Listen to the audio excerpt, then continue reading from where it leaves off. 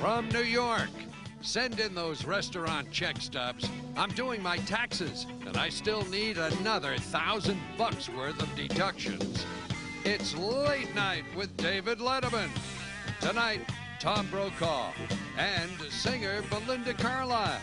Also, Paul Schaefer and the world's most dangerous band. Plus, tonight is camera night. One day all shows will look like this. And now, just as the onion is the basic ingredient of cooking, so is this man the basic ingredient in, oh brother, is this a load of crap? David Letterman!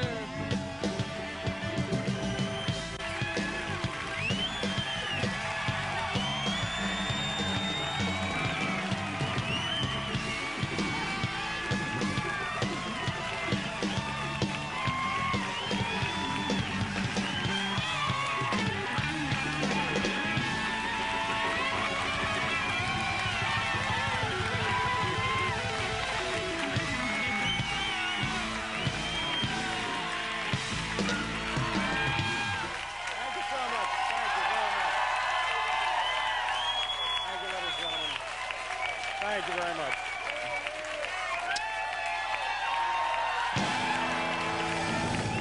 Thank you. Thank you very much, ladies and gentlemen. Thank you so much, and welcome to our Tuesday night roast beef roundup. Oh, I'm sorry. For a second there, I thought I was manager of an Arby's. Tomorrow night, right across the street here in New York City, the Grammy Awards are being held. Oh, like you got a chance. But I think the best thing about the Grammy Awards is there are no Russians or East Germans eligible to win one of those things.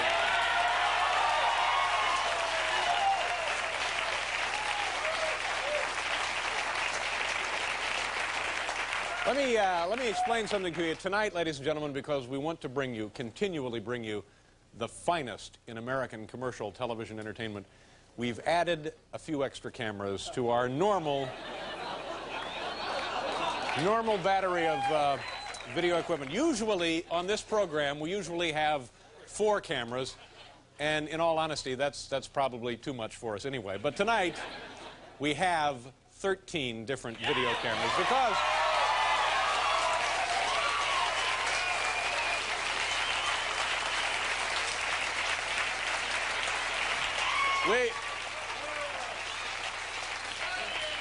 we want to make sure you don't miss a single second of all of the action, all of the heartfelt drama, all of the emotion, everything that burbles, gurgles, and bubbles right off your screen into your laps. Now, Hal, are you in there?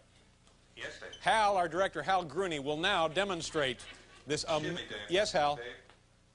Never mind. Hal will now demonstrate to you this amazing video display. Anton, are you ready? Here we go. Camera number 1. There's number 1. Camera number 2.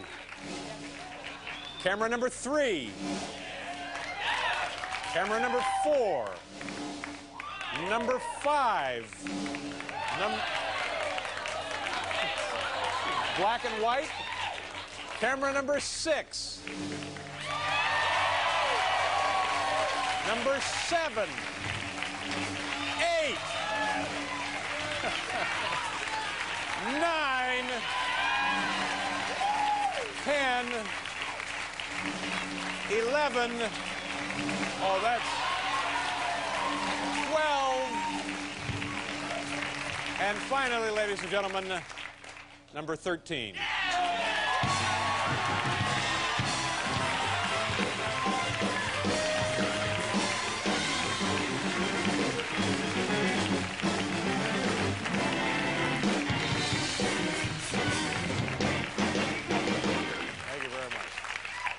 This is nice. We have one here mounted on a stick. We got this idea from the Japanese, and they're light years ahead of us in this kind of thing. You know what this looks like? When the Fox network, bless their hearts, when they finally fold up and go out of business, they'll have a sale that'll look a little something like this. Ladies and gentlemen, please say hello to our good friend, Mr. Paul Schaefer. Paul's right over there. Thank you very, very, very much. Thank you. Which is my camera? Excuse me. Is that my camera over there? That's it? We have 13 cameras. Which was my camera again? Oh, God. Was that it there, Dave? Yeah. I don't know where it is. I don't know. But Hi. Boy, it's exciting in here today. You know, tonight we are...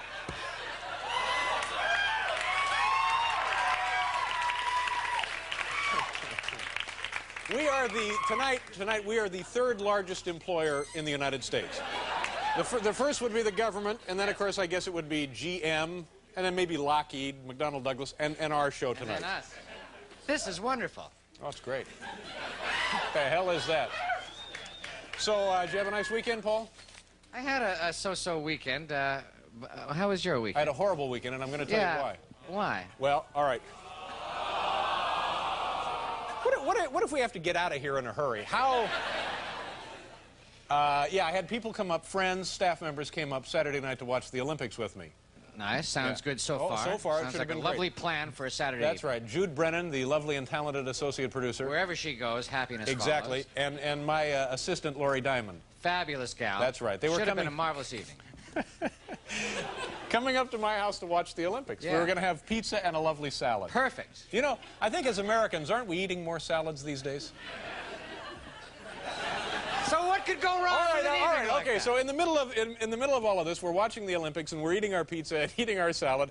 I decided, you know the thing that holds the logs in the fireplace? Yeah. I don't know what you call it, but it's a thing. It's like it's not andirons, but it's the same principle. It's like a cast iron basket. A fire log holder.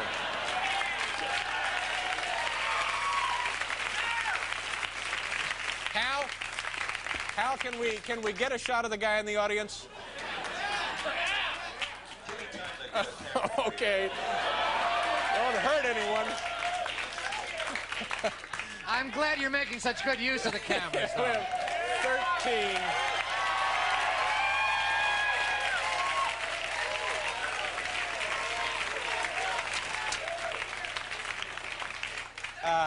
Now, if they're doing a baseball game, they use 5 cameras to do a baseball game. We have 13 here tonight. World Series baseball, they go up to 10 stationary cameras and 2 handheld cameras. We still have 1 more camera than would be covering the World Series. World Series. Super Bowl game, 18 cameras and 5 handheld, so that's 23. So they have 10 more than we would have here. Ski jumps, 4 to 6, so on and so forth. Macy's Parade is not on here, Will, but thank you very much. So anyway, in the middle of the lovely evening, I decided that I needed to change the fire log holder because the logs were tumbling out of it, and I couldn't stand the rest of the night having to scoop logs up and put them back in. So I took you have an extra one then? Yeah, I have a spare in the garage. I see. Don't you? So I took away the screen, ran out, got the spare fire log holder that is deeper, actually, and can hold more flaming logs. I pulled out, I put on my fireproof gloves, and please don't try this at home. I put on my fireproof gloves, and I pull out the one containing the flaming logs. And then, one at a time, I pick up the burning logs in my hands. All right, Jay. See? And then I put them into the other fire log holder. Now, instead of the fire being in the fireplace, it's now on my living room rug. I've got a fire right there, just like inches from the pizza. I feel like I'm being followed.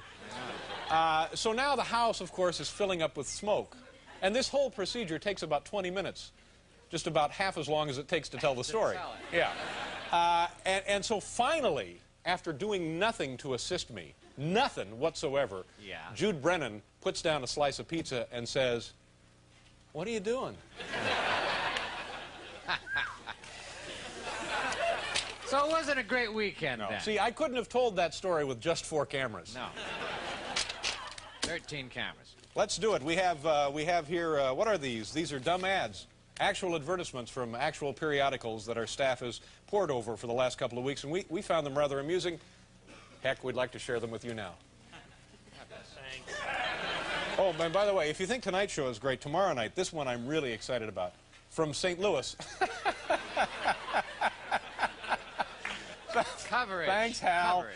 Coverage. Tomorrow night from St. Louis via satellite on your screen in full color, pictures of baggage from these.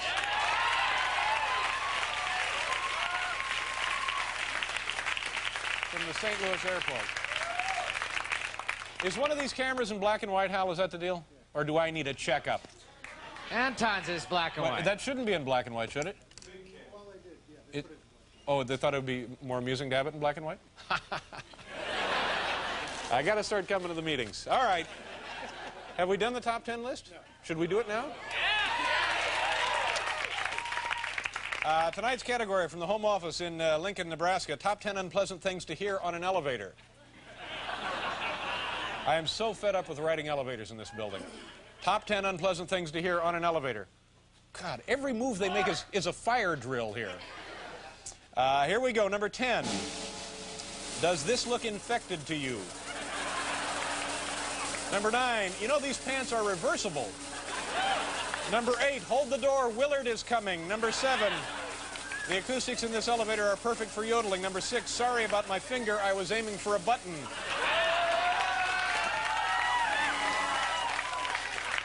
Number 5, would you do a number for us, Miss Channing? Number 4.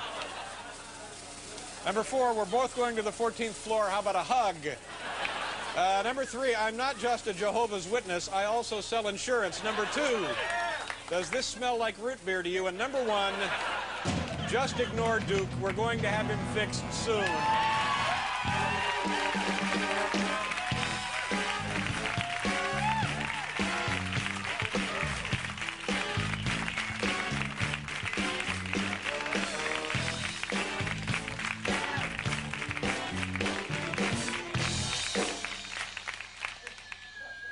We've lost our lease. Everything must go. How much are one of these cameras worth? What are these, the TK-47s? How much are they worth? Is it on here? Do we know how much they cost? We don't know. $90,000. $90,000 a camera, Hal? It's costing us in equipment $15,000, I guess, for the usage of the program. $13,000 in extra manpower. Manpower. And the whole thing tonight is costing us about $30,000. And as always, ladies and gentlemen, we pass the savings on to you. Let's do our dumb ads. This is nothing like small town news, by the way. It's a whole different concept. Paul? Dumb ads. Hey, those crazy ads. Very nice. Thank you very much. Very nice, Paul. Those cuckoo ads. Thank you very much. Thank you.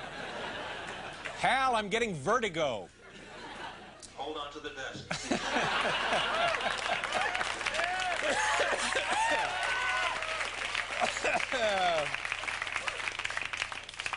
Okay.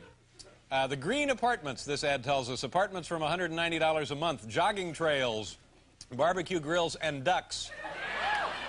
You know, I don't care if the kids have to be on the school bus an extra hour. This place has ducks.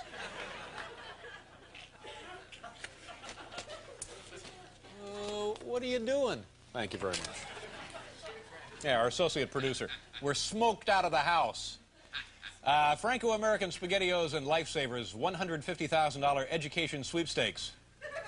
Well, no, it's not exactly a Rhodes Scholar, and no, it's not quite like the Fulbright grant. No, I'm actually here on the SpaghettiOs scholarship.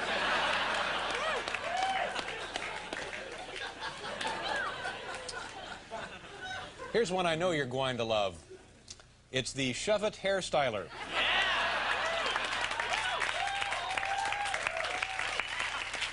You might also want to try their Bite Me Blow Dryer.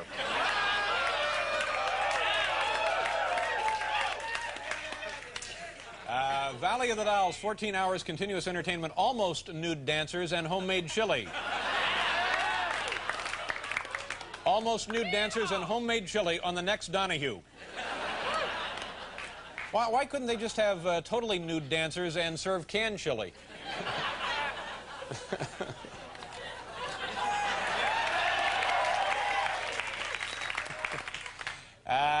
Home, yard, and car repair, political research in Westchester, 22 years, Rex Frankel.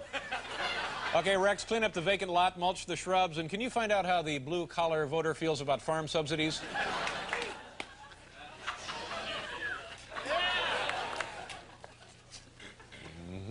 Number 6, Bob Thomas announces, as we see clearly in the ad, Bob Thomas announces Don Murphy, formerly General Manager Bob Thomas Ford Incorporated, has been appointed to the position of General Manager Bob Thomas Ford Incorporated. Bob Thomas Dodge. Oh, that's very nice to hear. Dave? Excuse me, Dave. Yes, Anton. I want to see if I understand this correctly.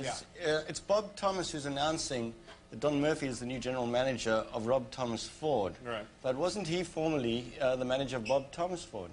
Well, Anton, the announcement might come from Bob Thomas Dodge, but it's Bob Thomas that Don Murphy has been appointed general manager of. Yeah, but Don Murphy was formerly the general manager of Bob Thomas Ford. Is he now the general manager of Bob Thomas Ford or Bob Thomas Dodge? Well, let's see. He's the manager of Bob Thomas Ford, though according to this announcement, the position he held formerly was general manager at Bob Thomas Ford. It might be that Bob Thomas was formerly the general manager and now Don Murphy is the general manager. Yeah, but general manager of Bob Thomas Ford or Bob Thomas Dodge? I have a really bad headache. Thank God for those extra cameras. There's no such thing as a dull moment tonight, is there? Number 7, Manure Handling Day, Alexandria, Ohio. Lunch and guest speakers. You might want to wash up before lunch. Number 8, want to take a bite? Want to take a big bite of cellulite? No, no, thank you. I'm on my way to the big manure handlers luncheon, so I won't. How are we doing on time, Bob? We're a little late, are we? What's the cameras are slowing everything down. Is it cumbersome? Uh-huh.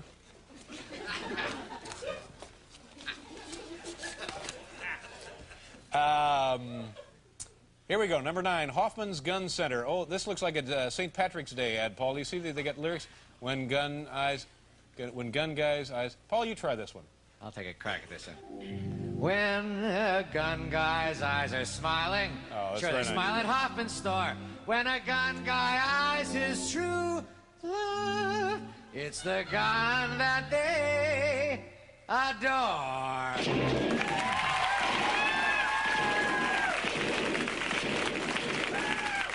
Tom Brokaw is here, and Belinda Carlisle. We have to do a commercial. We'll be right back.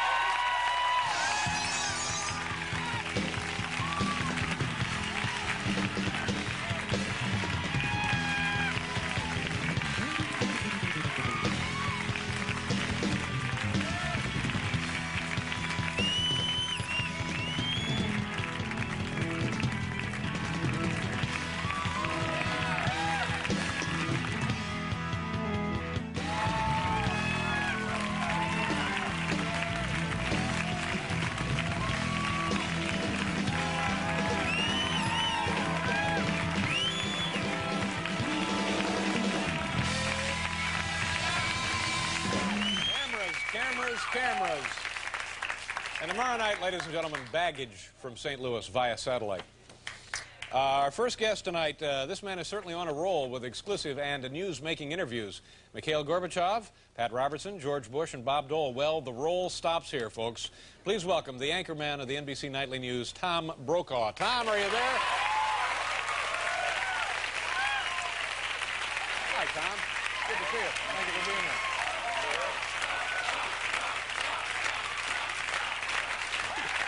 Chanting your name.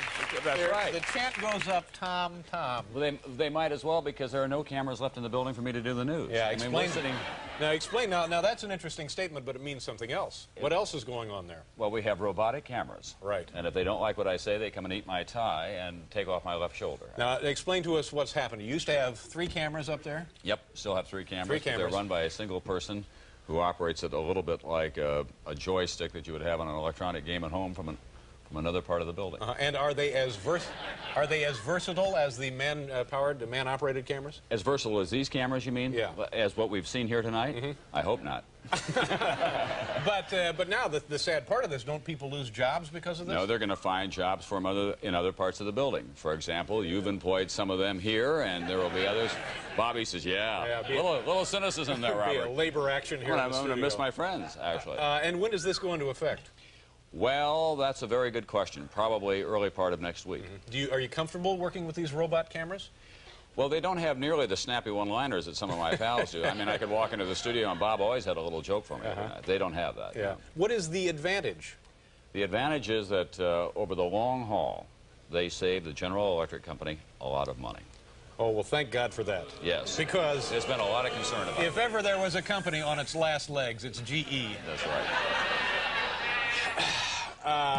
So robotic cameras, I guess the question obviously is, how far away are we from robotic anchormen? Not so far, I would think. No, CBS has one now. Seriously.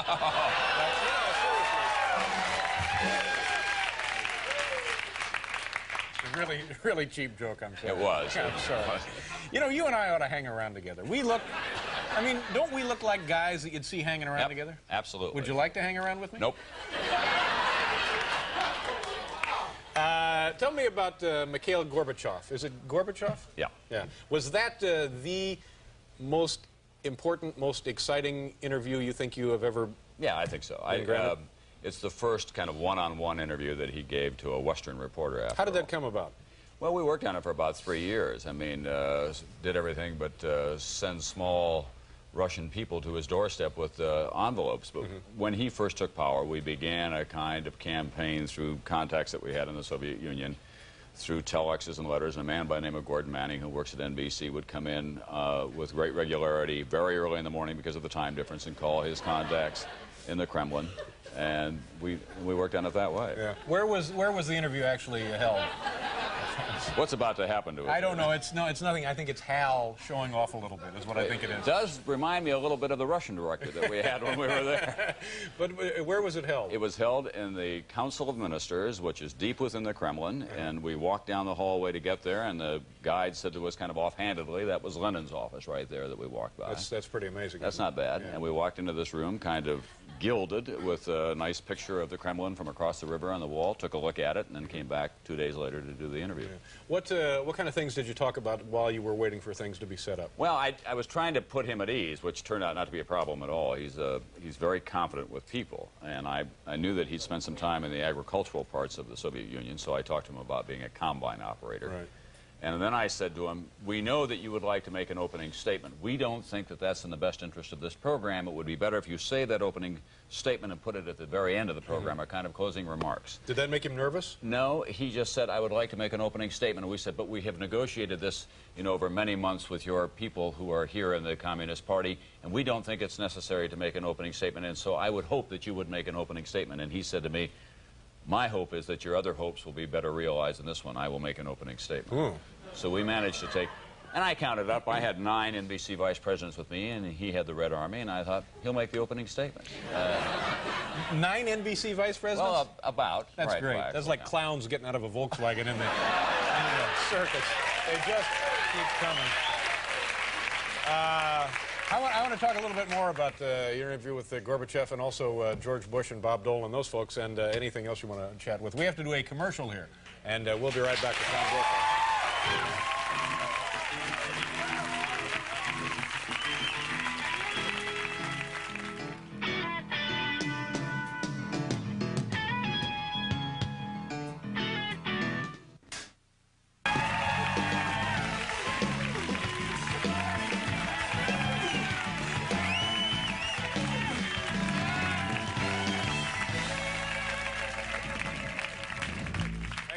When you were talking to Gorbachev, now the same telecast went to the Soviet Union, but not at the same time, right? It was the next delayed day. a little bit. Right. Was there anything taken out for that version? One thing was taken out. When I asked him a second question about his wife, he was very succinct in his answer to me about whether or not he consulted with her about matters of Soviet affairs at the highest level, and he said, we talk about everything, and I said, including political affairs at the highest level in the Soviet Union, and he said, you have your answer, everything. Right. That was removed. They're very sensitive about that in the Soviet Union. There's some question about whether or not Boris Yeltsin lost his job as the Moscow party chief because he went after Gorbachev, and particularly the role of Raisa.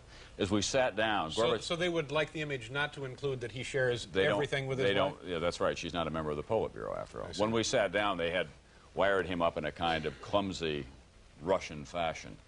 And I thought, shall I say something about that or not? And we were kind of just getting started, and I decided that it didn't look real good. So I got one of our technicians up to help him out, and I leaned over and I was straightening out his microphone, and I said, You have to understand, Mr. General Secretary, this is something I have to do in my job every day. And he looked at me and developed a small, cold-blooded smile and said, you would not believe what I have to do in my job every day. So, did you, there's no way I guess you can get a, or maybe you can get a sense of what the real guy is. I mean, do you not much. Was there any little glimmer of insight that you came away with? Yeah, that he's extraordinarily bright. And of all the Soviet leaders that we've dealt with in the post-war years, I think this is clearly the best educated man, the most flexible, the kind of, he looks beyond the Soviet borders in a way, but you ought not to have any illusions about him. He's a product of that system. He can be very cold-blooded in his political judgments. He knows that he has an enormous task before him. And he's going to be around for a while if he can survive the first couple of years or so. Does he wear those real wide shoes they all wear? No, he's a little better dressed, but maybe kind of on a level of the manager of a Super 8 in downtown Newark. I mean, it kind of at that level as opposed to something. I did say to him at the end, he's so good, I said, look, Mr. General Secretary, you want to give this up? Come to New York with me, I'll make you $1 million in a courtroom every year. I mean, you're a great lawyer. And he kind of looked and said, I think I'll stay where I am. Yeah. What kind of dough does he make there? Not very much, but he doesn't need to because everything is provided for him. I mean, if he chooses, his feet don't have to hit the ground. They'll carry him out to his car. That's the deal I'm shooting for here. Yeah, that's right. Well, with those shoes, I can see why you wouldn't want your feet to hit the ground. Let me ask you one more question about this. What should the person in, pick a small city between New York and Los Angeles, pick any city. Muncie, Indiana. Muncie, Indiana. What should an average person in Muncie, Indiana think of Glasnost? I think that they should think that it has limitations on it, that he is attempting to change the Soviet system, which has been entrenched now for more than 50 years, and it's a radical change that he's going through, and he wants to retain absolute control at the same time. So they're venting a little bit at a time. They're giving only so much power and so much openness. It's not anything like we have in this country, and no one ought to believe that. It is still an oppressive society, and it will remain that for some time. But there is a little more freedom available to some people now. So they're just putting a new front on the building. They're putting a new front on the building, and he knows that he has to make profound changes, but he cannot do it overnight, that it has to be done over a long period of time. And the tricky part is, how does the Politburo retain control and at the same time give the Russian people some more choices, not just in how they conduct their daily lives, but on how they produce agricultural goods and other things. Jesus, it's all very fascinating. I mean, you're a very lucky man to have had that experience. No, it's something to watch. And we didn't even get around to talking about, you know, in 9 months, we'll elect a new president here. We will indeed. And we didn't get a chance to cover that. If anybody shows up. Yeah. Anyway, if there are any cameras left to cover there. Come back more often. You were here like a couple of years ago. It's always nice to see you. I love coming back. Continued Happy success to see you. Thank you, Dave. Nice to see you. Yeah, we'll be right back here.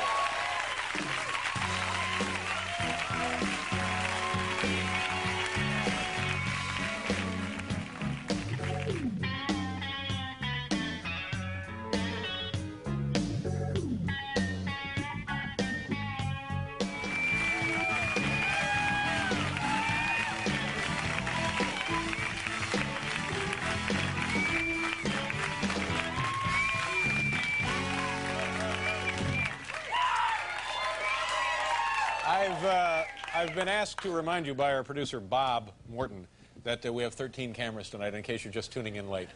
Is that all right, Bob? How about another shot of Bob? Can we have just one shot? Hal, can you free up a camera? Where is he? You got him yet? There. No, that's not Bob. Where is Bob? Oh, there he is.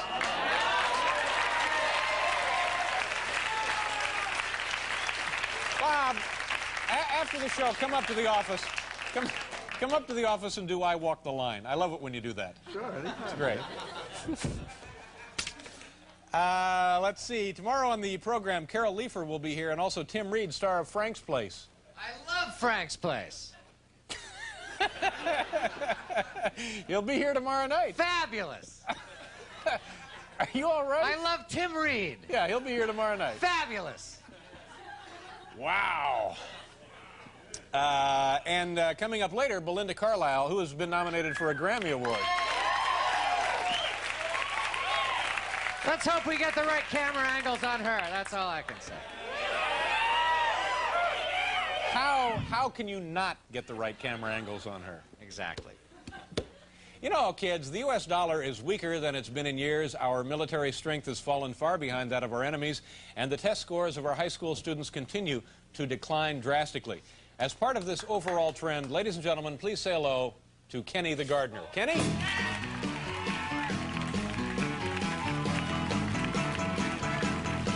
Kenny the gardener, coming down the street. Kenny the gardener, you're about to meet Kenny the gardener. Kenny the gardener, here he is. Kenny the gardener, he is a whiz. Oh, Kenny the gardener.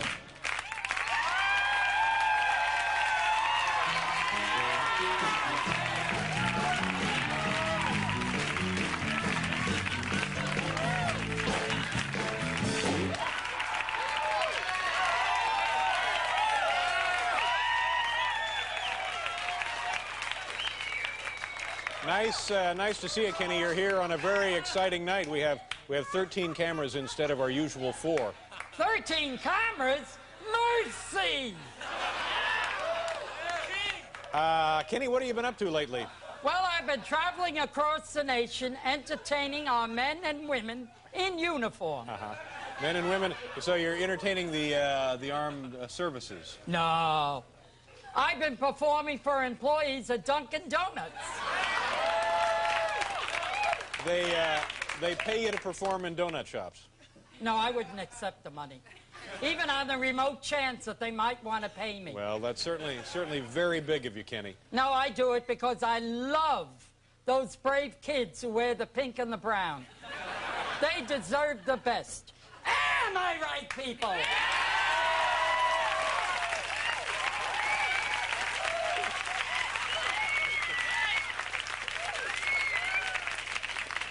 That was a reading of that line I never guessed would be possible.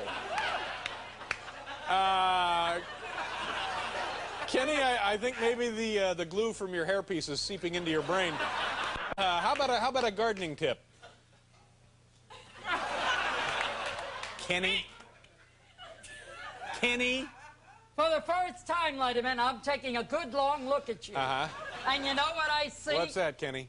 I see a man bathed in an eerie purple light. Kenny, it could be those tinted glasses you're wearing. Hey, you're probably right. Thanks for clearing that up. Yeah. I thought I was going nuts.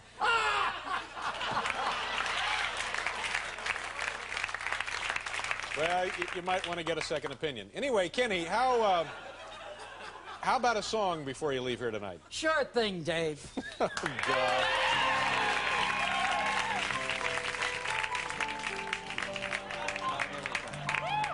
Okay. No. Come through here. Okay. Now we got it. I'm going back someday, come what may, to Blue Bayou, where the folks are kind and the world looks Don't do that. on Blue Bayou. Good night, America. Don't let anybody give you crap.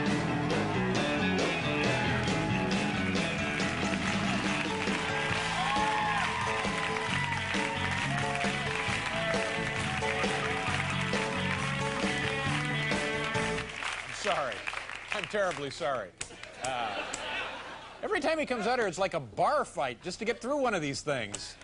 Belinda Carlisle is next, kids. We'll do a commercial and then be right back.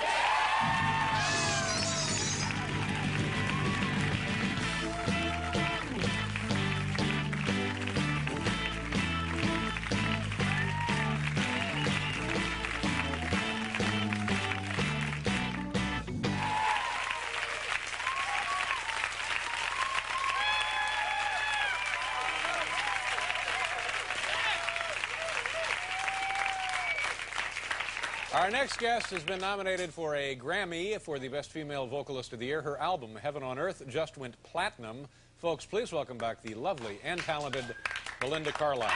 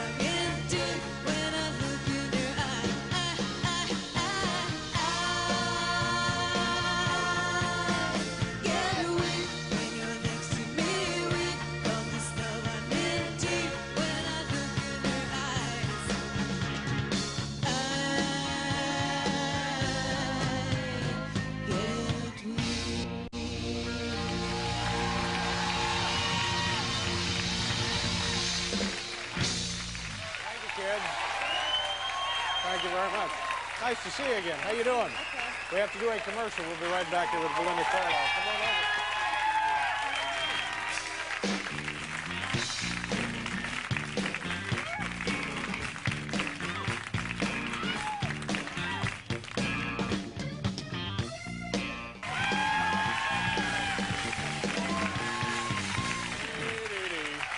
Belinda Carlisle is here. Nice to see you again. As always, you look great, you sound terrific, and tomorrow night's the big night, the Grammy Awards. Nominated as Best Female Vocalist for '87. Yeah. You pretty excited about that? Yeah. Have you ever been nominated before? Yeah. Yeah. Did you? No, we didn't win. Did not win. So No. this is your second That's my nomination. second time. Does yeah. this mean anything really to you? If you win, does it mean anything? If you lose, does it mean anything? No, not really. Yeah. I mean, it's flattering to be nominated, but you know. Did you buy something to wear? Something expensive? Something exciting? Yeah, I bought a nice fancy dress. Yeah. I never really dress up too much, so I decided I'd take the opportunity. What kind of dress up. did you get? It's just sort of a strapless kind of. Oh, please. Just, you know, sort of like a showgirl type dress. Oh, a showgirl type dress. It's not like that. It's like a party girl type. A showgirl, party girl type dress. Where does one go for these accoutrements? Where? Go to the party girl shop. And do you have things prepared to say if you're chosen to win? No, I don't think I'm going to win, so I'm not preparing anything. No, but see. No, no. I know I should have a better attitude, but.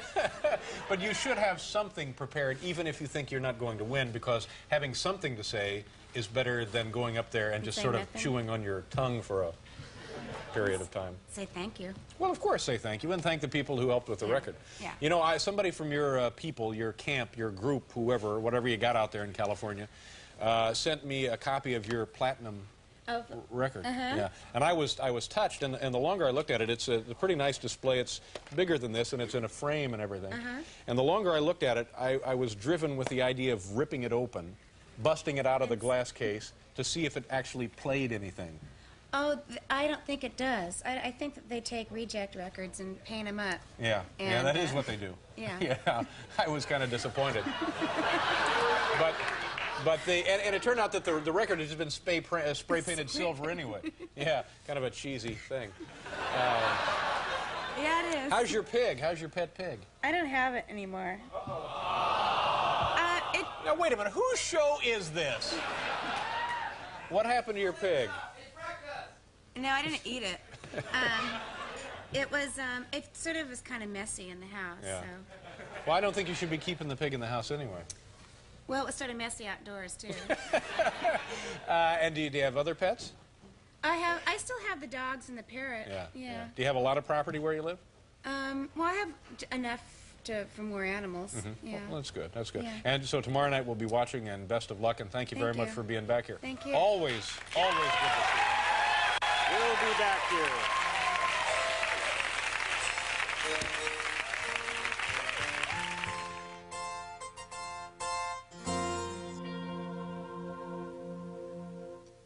Hotel accommodations for some guests of this program were furnished by the Omni Berkshire Place Hotel, Manhattan's green and civilized oasis, in exchange for this announcement. For reservations, call 1-800-THE-OMNI.